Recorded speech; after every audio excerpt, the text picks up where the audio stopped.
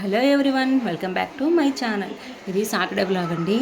నేను ఏడు శనివారాల వ్రతం చేసుకున్నాను, అందుకు ఉపవాసం ఉన్నాను. ఏం చేయట్లేదు, నేను షార్ట్ పెట్టాను ఎలా చేసుకున్నాను అనేది. పిల్లలకి మునంకడ బంగాళదుంప గ్రేవీ చేస్తున్నాను. వాళ్ళు హెడ్ బాత్ అంతా చేసి దేవుడు దాన్ని పెట్టుకొని రెడీగా ఉన్నారు. నేను అన్నం చల్లారబెడుతున్నాను. మార్నింగ్ ముందు రోజు night veg biryani paneer curry చేసుకున్నాను, అందుకే మార్నింగ్ పెరుగన్నం పెడతాను. సింపుల్గా వేసుకున్నాను, ప్లస్ సింపుల్గా వేస్తానండి. పిల్లలు ఈ పండుగ అయినా సరే సాటర్డే కదా, మందంటే పసుపు కుంకుమని రాసుకున్నాను. తులసి మొక్కలుగా గోడ వచ్చాయండి, ఆటోమేటిక్గా వచ్చాయంటే పాతది నిద్రపోయింది. నేను తెచ్చి పెట్టుకుందాం అనుకున్నా, కానీ సడన్గా వచ్చాయి. లక్ష్మీదేవి కూడా నా ఇంట్లో పొలివే ఉన్నారని పిల్లలకేమో పెరుగు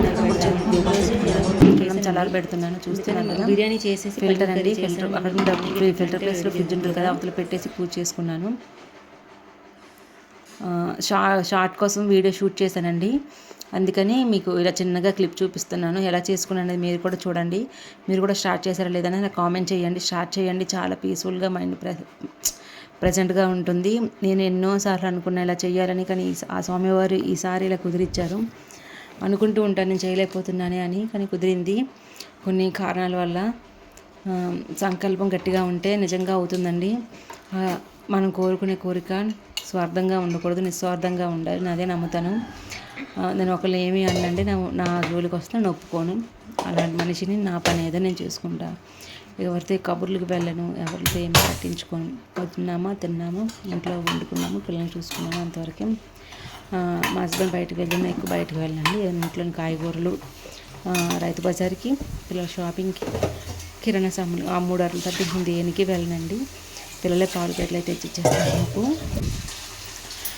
నైట్ ఉపవాసం ఉన్నాను కదా, మార్నింగ్ నుంచి 3:30గా లేచి అన్నీ చేసుకున్నాను. పూజ 6:30 కంప్లీట్ అయిపోయింది. మధ్యాహ్నం ఇడ్లీ రుబ్బుకున్నానండి. మార్నింగ్ పప్పు కానీ ఇడ్లీ రుబ్బుకున్నాను. నైట్ తింటే 3 ప్లేట్లు పెట్టుకున్నాను. రైస్ ఎందుకులని ఇడ్లీ రుబ్బుతున్నాను. హస్బెండ్ కూడా తింటాను. ఇడ్లీకి రుబ్బట్లేదు, ఇడ్లీ పెట్టుకుంటున్నాను. మా హస్బెండ్కి ఇప్పుడు తినర్లేని పెడితే రైస్ చూసారు పక్కన. కొంచెం రైస్ తిని కొంచెం ఇడ్లీ తిని రైస్ తింటారు. తనకి అంత టిఫిన్ పెట్టినా రైస్ ఉండాలి. మార్నింగ్ అయినా నైట్ అయినా. నెక్స్ట్ చపాతీ తింటారు, మిగతా టిఫిన్ ఏవి చాలా బాగా వచ్చి పిల్లలు అందరూ తినేస్తాము. నైట్ టిఫిన్ అయినా సరే తినేస్తాము, మార్నింగ్ టిఫిన్ అయినా తినేస్తాము.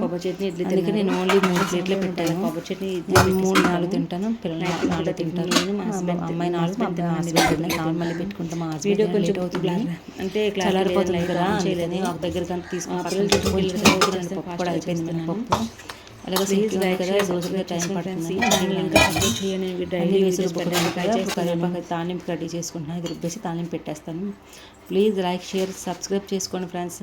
మీరు లైక్ చేసుకుంటే నా వీడియోస్ ఇంకా ముందుకు వెళ్తాయి. పక్కనే నా ఛానల్ ఓపెన్ చేస్తే పక్కనే గంట బెల్ ఉంటుంది, ప్లీజ్ అది క్లిక్ చేస్తే నా ఛానల్ సబ్స్క్రైబ్ అవుతుంది. నేను పెట్టే ప్రతి వీడియో మీకు నోటిఫికేషన్ వస్తుంది ఫ్రెండ్స్. ట్రైపాడ్ తీసుకున్నాను, అందుకే కొంచెం షూట్ చేయగలుగుతున్నాను. ఇంకేం చెప్పాలి, కొంచెం చట్నీ అయ్యేటప్పుడు, ఇడ్లీ ఉడికేటప్పుడు కొంచెం బట్టలు ఉంటాయి కూడా మడత పెట్టి పెట్టేశాను. ఆ రోజు ఏమీ ఉతకలేదండి, ముందు రోజు ఉతికినవన్నీ మడత పెట్టి పెట్టేశాను. మంచం కూడా నీట్ సర్దేశాను.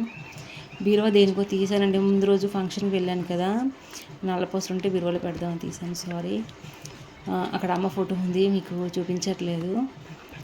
ఆ పై ఉన్నవన్నీ చీరలేనండి, కింద బ్యాగులతో చీరలు, నా డ్రెస్సులు, పాప బట్టలు, పిల్లల బట్టలు అన్నీ పెట్టాను. ఆ బ్లూ శారీ ఉంది కదా, నా ఎంగేజ్మెంట్ వీడు పెట్టిన చీర అలా ఉంచేసాను, కుట్టించలేదు. ఇక్కడ వేడివేడిగా ఇడ్లీ తినేస్తున్నాను. చాలా ఆకలి మీద ఉన్నానండి. పగలంతా అయినా ఆకలే లేదులేండి. నాకు సాయంత్రం పూజ అవగానే ఆకలి వేసేసింది. ఫాస్ట్గా పెట్టుకుని ఫస్ట్ నేనే తిన్నాను, పిల్లలు ట్యూషన్ నుంచి రాకముందే. ప్లీజ్ సపోర్ట్గా నిలవండి. నాకే కాదు, ప్రతి యూట్యూబర్కి నిలవండి ప్లీజ్. Thank you.